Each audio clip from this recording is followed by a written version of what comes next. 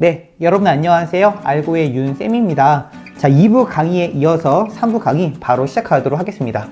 자, 먼저 사진기의 발달로 인해서 더 이상 똑같이 그리는 게 의미가 없어졌다라는 것까지 저번 시간에 했어요. 자, 다들 기억하고 있죠? 자, 그래서 화가들이 이제 어떻게 그림을 그려야 할까? 더 이상 우리 어떻게 해야 되냐 고민하기 시작했죠. 그러다가 한 화가가 어떻게 했냐면은 한 장소를 아침에 그리고 점심에 그리고 저녁에 그렸는데 여기 느낌이 있는 거야. 그림이 여기 느낌 있다 이러면서 이때부터 사람들이 이때부터 빛에 적응을 하죠. 빛. 그러니까 사물을 보더라도 한 번 찍는 게 아니고 빛이 어떤 각도에 따라 비추느냐에 따라서 느껴지는 분위기가 다르다는 거예요. 그쵸. 이러면서 여기에 감정은 나타나기 시작하죠. 그러니까 정확히 말하면 이 전까지 화가들은 사실 그림을 변형시키진 않아요. 그리는데 어떤 걸 그릴 것이냐, 요거의 차이였다면 인상주의부터는 어떻게 다르냐면 그림을 변형시키고 그림을 달리 그리기 시작하죠. 어떻게 색을 다르게 그린다든가 붓질을 다르게 한다든가 이런 식으로 실험적인 그림을 그리기 시작해요. 왜냐하면 똑같이 그리는 건 이미 카메라가 다 하니까요.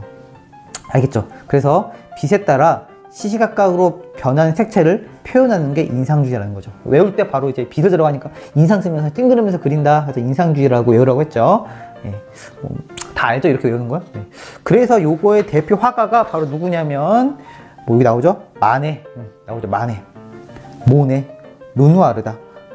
원래 그 마네, 모네 이런 사람들 전에 이 빛에 대해서 연구하고 좀 더 잘 그린 화가들이 있었대요. 그런데 이 시대 이 사람들이 그림으로 인해서 이게 대중성이 됐다, 하나의 화풍이 바뀌었다라는 걸 나타내는 겁니다. 보면 알겠죠? 시간대에 따라 여러 번 그린 그림. 그래서 모네의 그림이에요. 모네, 클로드 모네의 그림이에요. 보이죠? 이렇게 딱 3번 그린 거. 어때요? 같은 장소인데 뭔가 달라 보이죠? 그쵸? 쓸쓸해 보기도 하고 어둡게 보기도 하고 밝게 보이기도 하고 생동감 있고 좀 다 다르죠? 느껴지니까 여러분들? 그래서 시험 문제 나올 때 여기 항상 모네의 이 그림을 거쳐간다는 겁니다. 알겠죠? 그러니까 보통 지문 나올 때 정거장처럼 거쳐간 사람들이 있어요. 이 사람들은 반드시 외워야 되는데 아까 말씀드린 것처럼 제가 막 정거장을 많이 얘기해 주죠. 여기선 이거 나오고 여기선 이거 나오고. 근데 이 정거장을 모두가 다 거쳐가는 건 아니에요. 그럼 지문이 너무 길어지잖아요. 그쵸? 하지만 지금 수업하는 거니까 요 시대 요거 외우고 넘어가야 된다라는 거예요. 그래야 미술지문 나왔을 때 모 시대에 어떤 사람이네 이거 그렸겠네 딱딱딱 알고 지문을 봤을 때 훨씬 더 머리에 잘 들어온다는 내용이죠. 자, 알겠죠 여러분들? 자, 그러니까 보면은 야외 풍경을 그렸어요. 단순하게. 그러니까 인물도 그리고 파리의 거리 카페를 막 그렸다고 해요. 하지만 빛을 연구하면서 빛에 따라서 나오는 각을 달리했다라는 겁니다. 자, 알겠죠? 여기까지 이해됐죠? 자, 넘어갈게요. 자, 그러다가 요거를 조금 더 변화시킨 거예요. 그게 바로 신인상주의도 했어요. 자, 인상주의는 색의 변화를 빠르게 담아내야 되기 때문에 구체적인 형상을 무시하고 추상적인 형태로 이 색만 표현할 형태를 그리는 경우가 많았대요. 근데 이것을 극복하기 위해서 광학 이론과 색채를 연구해서 도입했대요. 이게 바로 뭐냐? 바로 점묘법이다 했어요. 점묘법. 이거 시험에 항상 자주 등장하는 거죠. 이게 신인상주의의 점묘법이다. 자, 점묘법 뭔지 알려줄게요. 카메라에 담길까 모르겠네. 자, 여기 빨간색 점 찍었어요. 보이죠? 옆에다가 제가 파란색 점을 찍을 거예요. 이렇게 파란색 점을 딱 겹쳐 찍는 건 아니에요. 옆에다 찍은 거예요.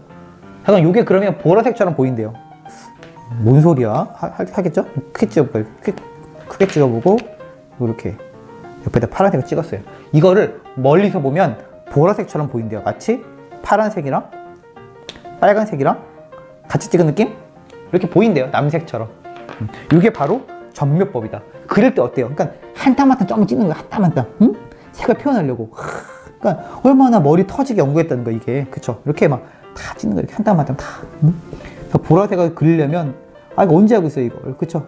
이게 보라다. 이게 보라일 거야. 남색일 거야. 이렇게. 이게 점묘법이다라는 거죠. 이렇게 색을 표현했다. 장난 아니죠? 이거 언제 하고 있어요. 그쵸? 그만큼 연구가 처절하고 정말 별짓을 다 했다라는 거죠. 별짓을 다 했다.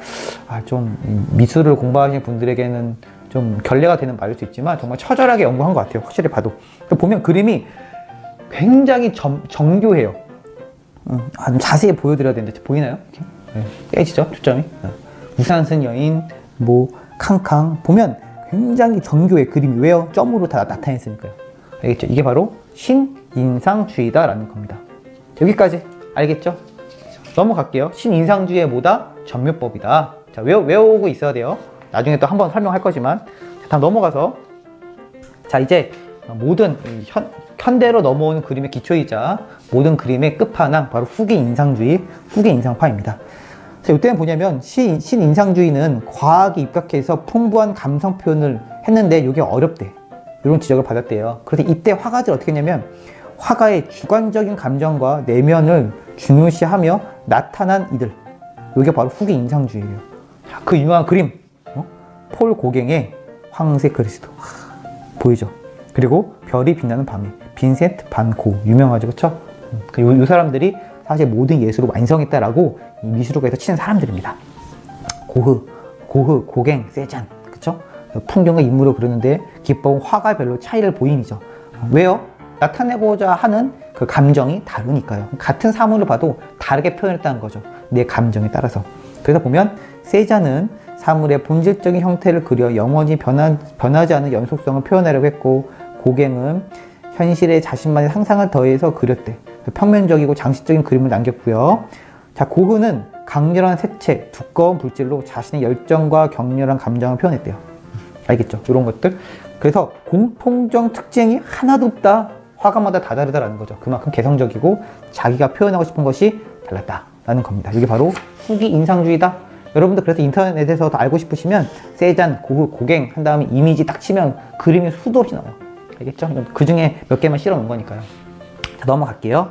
자, 야수주의라고 하는데요. 자, 인상주의가 점차 주류가 됐어요, 이게. 그러니까 여기에 반발하는 핵심 운동주의가 바로 야수주의예요. 야수주의. 야수주의부터 현대 미술의 시작이라고 해요. 어떻게 보면 이게 뭔 소리냐면 야수주의는 색으로 화가의 감정이나 이념을 표현하려고 했대요. 특히 아프리카 예술의 원시성과 강한 색채를 참고했대요. 네. 이게 바로 야수주의다라는 건데요. 아니 왜 야수주의가 현대의 미술의 시작이야? 라고 보면 이거 보면 딱 알 수 있어요. 이거. 루마니아 풍의 블라우스, 앙리 마티스 그림. 딱 보면 여기서부터 피카소가 시작을 했구나라는 어떤 그런 것들이 보이죠. 왜 피카소가 그리는 색채와 또 그림 자체가 비슷하니까요. 알겠죠, 여러분들? 보이죠, 그림들이? 주제는 다양하죠. 하지만 충격적인 색채를 사용했대. 그만큼 색이 강렬했다. 그리고 형태와 원근법 없이 왜곡되었다. 그렇죠. 이런 부분을 봤을 때도 이게 현대 미술의 시작이구나 알 수 있겠죠. 그러니까 근대 미술의 끝이 누구라고요? 바로 고흐. 현대 미술의 끝이 누구라고요? 피카소라는 거예요. 자, 알겠죠? 야수주의예요, 이게. 자, 넘어갈게요. 자, 그 다음이 바로 표현주의다라는 거죠. 표현주의 딱 보면 나오죠. 절규, 몽크. 딱 봐도 이건 표현주의라고 말할 수밖에 없겠죠. 그래서 프랑스에서 야수주의가 나타났을 때 독일에서는 비슷하게 표현주의가 나타났다. 강렬한 색채, 뭐 형태의 단순화, 대담한 변형, 그렇죠? 이런 걸 보면 딱 알 수 있겠죠. 고흐의 화풍을 어느 정도 이어가긴 했구나. 다 나오죠, 그림들이. 자, 이런 그림들을 바탕으로 해서 현대 미술의 끝판왕, 바로 입체주의가 나오게 돼요. 자, 입체주의가 뭐냐면 야수주의가 화가의 주관에 치우쳐 색채의 감각만 쫓고 있다고 생각해 형태를 통해 사물의 본질을 그리려고 시도했대요. 이게 뭔 소리냐면 새롭게 형태를 분해한 다음에 다시 조립했다는 거죠. 그래서 이때 입체주의가 주목한 화가가 후기 인상주의 세잔이다 라는 건데요. 자연을 그대로 그리는 것은 어차피 불가능하다라고 생각해 모든 자연을 원뿔, 원통, 구의 형태로 환원하는 본질의 모습으로 그려야 한다고 주장을 했대요. 딱 보면 알겠죠. 기타를 든 남자. 여러분 이게 기타를 든 남자 같아요? 아무리 봐도 기타를 든 게 보이지가 않아요, 사실. 근데 이거를 원뿔, 원통 뭐 이런 것들로 표현을 한 거래요. 자, 그 다음에 나오죠. 바로 피카소, 아비뇽의 처녀들, 그쵸? 재구성이죠. 보이죠? 이건 좀 형태가 그나마 있다.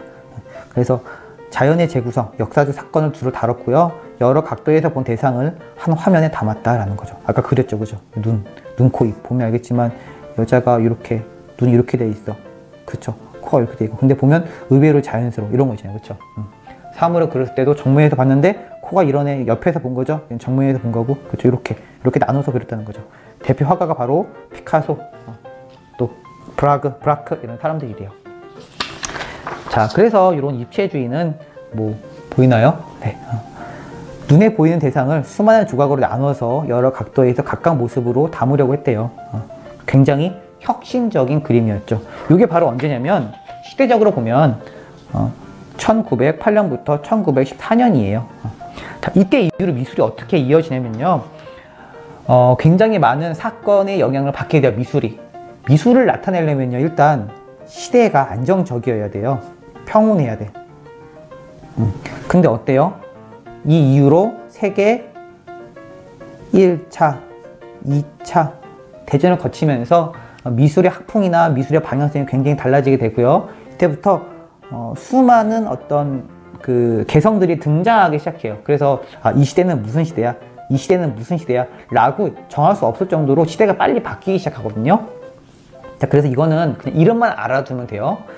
1916년부터 1920년대 세계 1차 대전을 중심으로 해서 나타난 게 다다이즘이다. 핵심은 회의감을 느낀 사람들이 다다이즘을 일으켰다라는 것만, 이것만. 그 다음은 바로 초현실주의가 등장했고, 그 다음은 추상표현주의, 그 다음은 팝아트, 그 다음은 개념미술. 손으로 그리는 그림을 죽었다 하면서 화가의 아이디어가 미술작품이다라는 거죠. 그러니까 뭔 소리야 이게. 이제 보여지지도 않아, 미술이. 생각이 미술인데 여기까지 갔어. 그러다가 미술을 이해하는 게 너무 어려워. 관객과 소통을 해야지. 이러면서 등장한 게 바로 포스트 모더니즘이라는 거죠. 여기까지. 하지만 문제는 어디까지 나오죠? 당연히 여기까지. 입체파까지만 문제 나와요. 그 다음은 사실 문제로 다루기가 너무 어려워요. 지문으로 다루기가 너무 다양하고 너무 추상적이니까 표현들이. 자, 알겠죠? 자, 여기까지 일단은 다뤄봤고요. 마지막으로 정리 한번 하고 강의 마치도록 하겠습니다. 자, 정리는 다음 시간에 이어서 한번 해볼게요. 네, 여기까지 알고의 윤쌤이었습니다. 안녕!